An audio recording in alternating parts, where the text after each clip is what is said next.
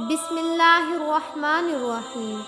حضرت اویس کرنی رضی اللہ تعالیٰ عنہ آپ صلی اللہ علیہ وسلم کی ذات اقدس سے والہانہ عشق کرتے تھے۔ یہی وجہ ہے کہ آپ صلی اللہ علیہ وسلم فرمایا کرتے تھے کہ یمن کی طرف سے مجھے محبت کی خوشبو آتی ہے کیونکہ وہاں میرا دوست اویس کرنی رہتا ہے۔ آپ نے فرمایا کہ قیامت کے روز حق تعالیٰ 70,000 فرشتے پیدا کرے گا جن کی اشکال خواجہ اویس کرنی کے جیسی ہوگی، اور ان کے جلوس میں خواجہ صاحب کو بہشت کی طرف لے جایا جائے گا۔ ساری کائنات یہ منظر دیکھے گی مگر کوئی شخص پہچان نہیں پائے گا کہ اصل خواجہ کرنی کون ہے۔ اللہ تعالیٰ نے جس طرح دنیا میں ان کو لوگوں سے چھپائے رکھا، اسی طرح روز قیامت کو بھی ان کو غیر کی نگاہوں سے دور اور محفوظ رکھے گا، کیونکہ حق تعالیٰ کا فرمان ہے کہ میرے دوست میرے قبا کے نیچے رہتے ہیں اور اسی وجہ سے ان کو کوئی پہچان نہیں سکتا۔ اور اویس کرنی کو ماں سوائے چند ایک صحابہ کرام کے کسی نے بھی نہیں دیکھا۔ حضرت اویس کرنی رضی اللہ تعالیٰ عنہ اسلام آنے سے پہلے ہی اس دنیا میں تشریف لا چکے تھے۔ بچپن میں ہی آپ والد کی شفقت سے محروم ہو گئے، اس لیے ان کو بچپن ہی میں محنت مزدوری کرنا پڑی۔ آپ لوگوں کے اونٹ اجرت پر چرایا کرتے تھے اور اس اجرت سے اپنا اور اپنی ضعیف اور نابینا والدہ کا پیٹ پالا کرتے تھے۔ ان کے علاوہ جو تھوڑی سی رقم بچ جاتی ان کو لوگوں میں تقسیم کر دیتے۔ آپ کی زندگی کے شب و روز اسی طرح گزر رہے تھے کہ یمن تک اسلام کے نام لینے والے پیدا ہو گئے۔ جب آپ کو اسلام اور نبی پاک کے متعلق خبر ملی تو آپ فوراً اسلام لے آئے۔ آپ کے اندر نور و ہدایت کی شمع تو خدا نے پہلے ہی روشن کر دی۔ اعلان نبوت اور اشاعت اسلام نے اس شمع ہدایت کو جلا بخشی۔ آپ رسول اللہ کے دیوانے اور شدائی بن گئے۔ آپ صلی اللہ علیہ وسلم فرماتے ہیں کہ اویس کرنی کو اسلام کی دولت سے اللہ تعالیٰ نے خود روشناس کرایا، اور یہ خدا کی رحمت اور فضل کا اعجاز ہے کہ وہ میرا نادیدہ عاشق صادق بن گیا۔ خواجہ اویس کرنی کو قرب رسول اور دیدار حبیب کا بڑا اشتیاق تھا، مگر آپ کو چشم باطنی کے اشارے سے نبی پاک نے مدینے آنے سے روکے رکھا۔ اس کی دو وجوہات تھیں، ایک تو خواجہ صاحب کی والدہ ضعیف اور انہیں اکیلا چھوڑنا ناممکن، دوسری ان پر ہر وقت جذب طاری رہتا تھا، اور اسی وجہ سے آپ صلی اللہ علیہ وسلم نے خواجہ صاحب کو حکم دیا کہ آپ ہر وقت میرے چشم باطن کے سامنے ہیں، لہٰذا آپ مدینے آنے کی بجائے اپنی والدہ کی خدمت میں مصروف رہیں۔ غزوہ احد میں کفار کے حملے سے آپ کے 2 دانت شہید ہو گئے۔ تمام مسلمانوں کو اس بات کا بہت صدمہ ہوا، مگر جس عاشق رسول نے اس حد حقیقی شکل میں محسوس کیا، اس کو دنیا حضرت خواجہ اویس کرنی کے نام سے جانتی ہے۔ آپ فرماتے ہیں کہ مجھے جب معلوم ہوا کہ میرے آقا سردار دو عالم کے 2 دانت مبارک شہید ہو گئے تو مجھے یہ بالکل معلوم نہ تھا کہ آپ کے کون سے دانت مبارک شہید ہو گئے، مگر آپ کے موافقت نے مجھے بے چین کر دیا۔ میں نے پہلے ایک دانت توڑا، مجھے پھر خیال ہوا کہ شاید یہ والا دانت نہ ٹوٹا ہو، پھر دوسرا توڑا، پھر تیسرا۔ فرض یہ کہ جو موافقت شدت اختیار کرتا گیا میں دانت توڑتا چلا گیا، حتیٰ کہ سارے دانت توڑ ڈالے۔ اللہ تعالیٰ کو اپنے محبوب کے اس عاشق کی یہ بڑی ادا پسند آئی اور اس نے ایک کیلے کا درخت پیدا کیا، کیونکہ ٹوٹے دانتوں کے ساتھ نرم چیز کھانا اسی لیے ممکن تھا۔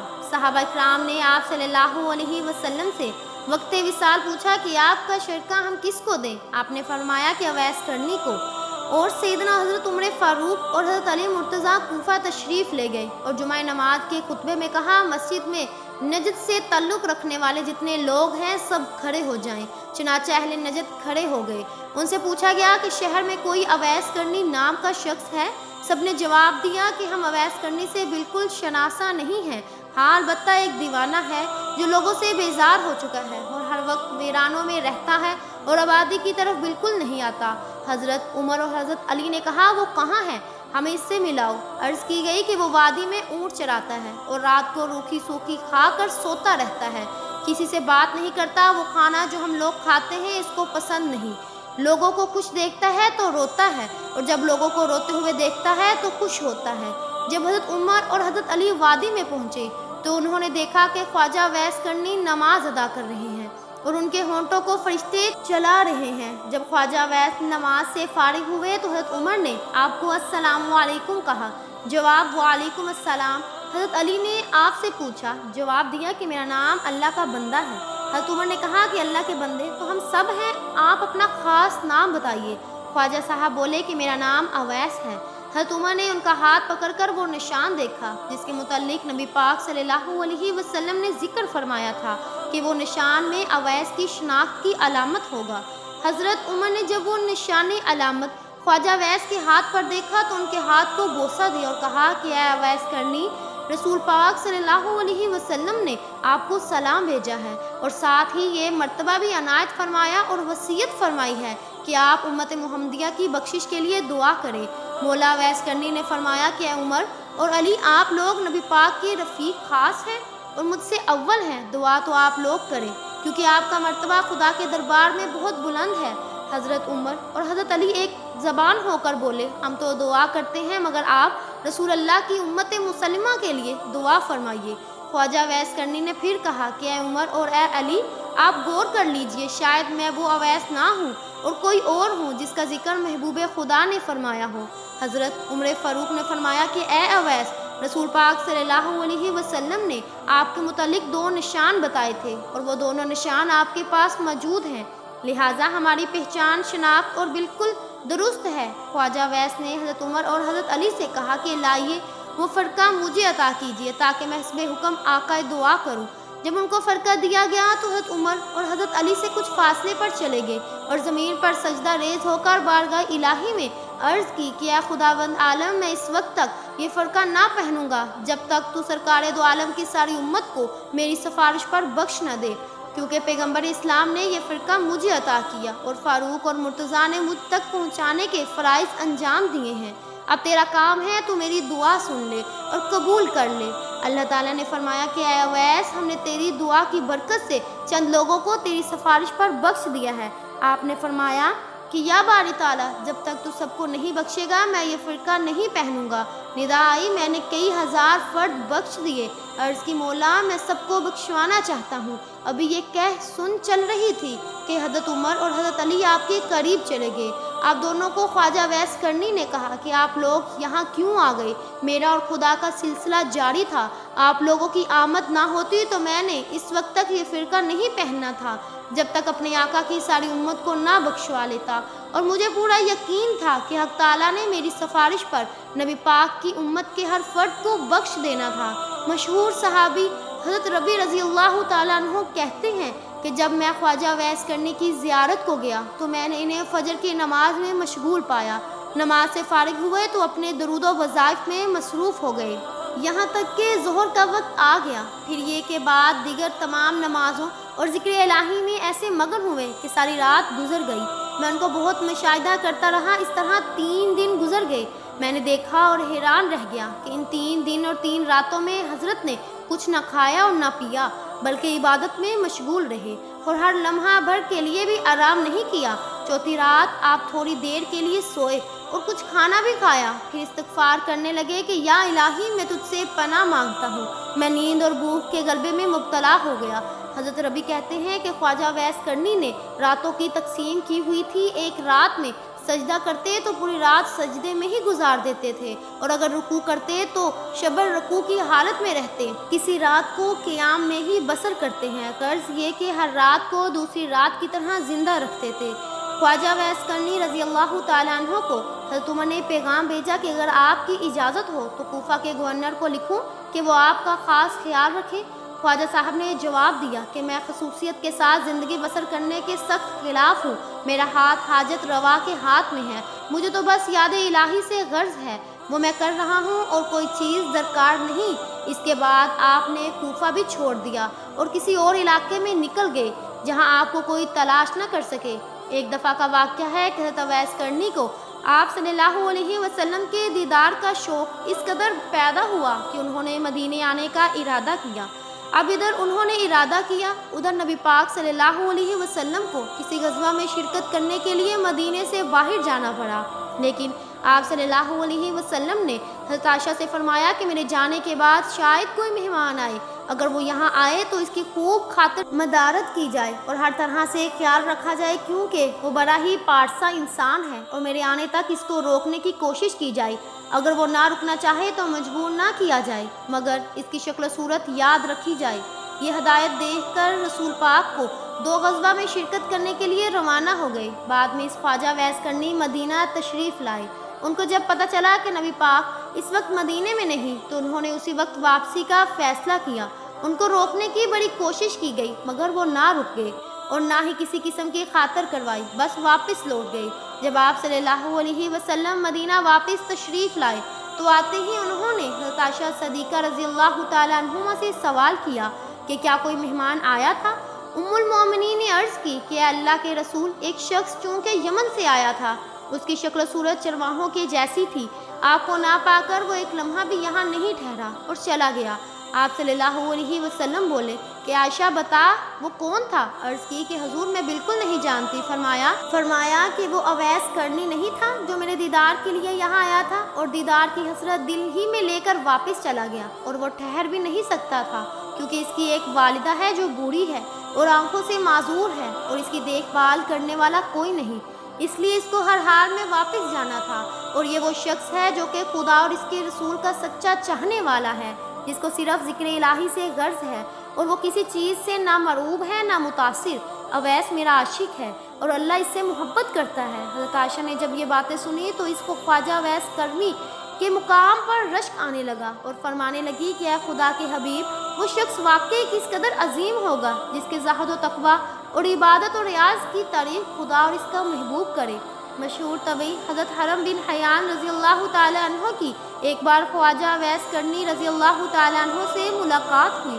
وہ اپنی ملاقات کچھ اس طرح بیان کرتے ہیں: خواجہ اویس کرنی کوفہ میں مقیم تھے، میں نے آپ کی تعریف سنی، ملاقات کا شوق غالب ہوا اور میں ان کی زیارت کے لیے کوفہ پہنچا۔ لوگوں نے بتایا کہ وہ دریائے فرات پر ملے گا۔ فرات کے کنارے پر پہنچا تو دیکھا کہ ایک شخص تنہا بیٹھا دوپہر کے وقت وضو کر رہا تھا اور کپڑے دھو رہا تھا۔ میں اویس کرنی کے اوصاف کو جانتا تھا، اس لیے فوراً ہی پہچان گیا۔ ان کا جسم فربا اور رنگ گدمی تھا، سر منڈا ہوا اور داڑھی گھنی تھی، بدن پر بہت بال تھے اور چہرہ بہت بڑا تھا۔ صوف کا پاجامہ پہنے ہوئے تھے اور صوفے کی ایک چادر جسم پر تھی۔ میں نے قریب پہنچ کر سلام کیا، انہوں نے جواب دیا اور میری طرف دیکھ کر کہا کہ اللہ تمہیں سلامت رکھے۔ پھر میرے مصافحے کے لیے ہاتھ بڑھایا، لیکن انہوں نے مصافحہ کرنے سے گریز کیا اور اپنے پہلے الفاظ دہرائے کہ اللہ تمہیں سلامت رکھے۔ وہ جن کی حالت پر بڑا ترس آیا اور میری آنکھوں سے آنسو بہنے لگے۔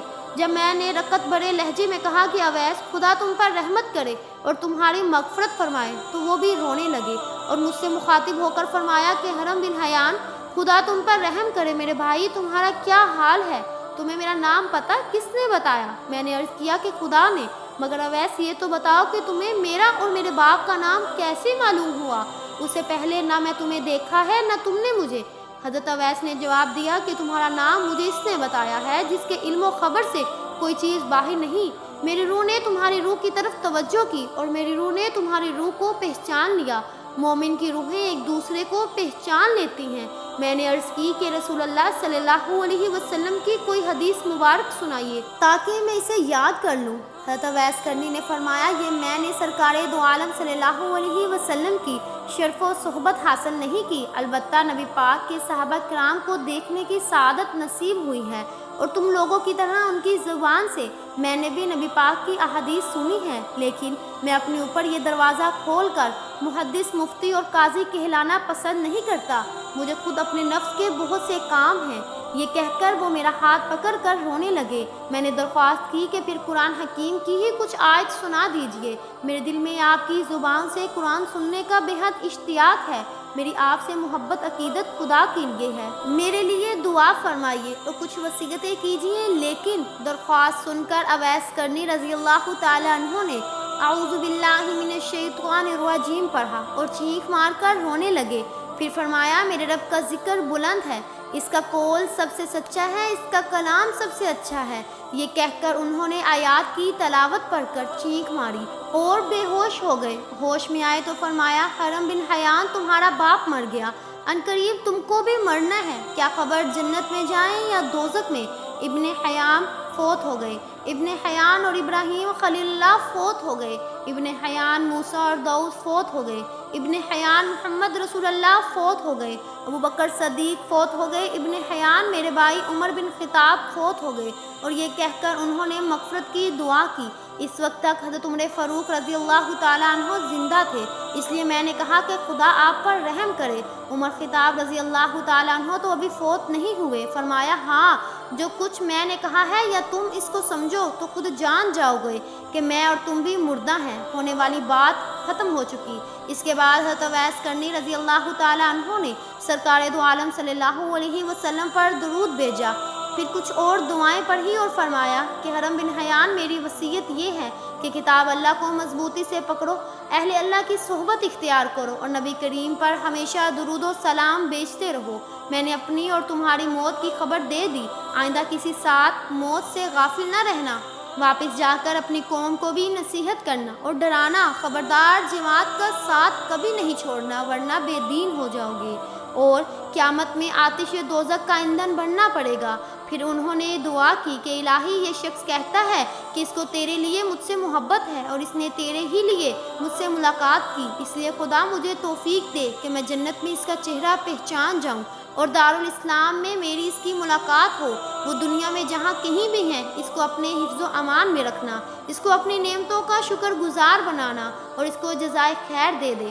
دعا کے بعد اویس کرنی نے مجھ سے فرمایا کہ اے حرم بن حیان، اب میں تجھے اللہ کے سپرد کرتا ہوں، آج کے بعد میں تم کو نہیں دیکھوں گا، مجھے شہرت پسند نہیں ہے، گوشہ خلوت ہی میرا رفیق ہے، آئندہ مجھے تلاش کرنے کی کوشش مت کرنا، مجھے ڈھونڈنے میں تم کامیاب نہیں ہو سکو گے، میں تمہیں ہمیشہ یاد رکھوں گا اور تم مجھے یاد رکھنا، میرے لیے دعائے خیر کرتے رہنا۔ اچھا، السلام علیکم ورحمۃ اللہ، یہ کہہ کر وہ ایک سمت کو چلے گئے۔ اس کے بعد میں نے ان کو بہت تلاش کیا لیکن کسی سے ان کے بارے میں کچھ معلوم نہیں ہو سکا، البتہ کوئی خاصا ایسے نہیں جاتا جس میں ان کو ایک یا دو بار خواب میں نہ دیکھوں۔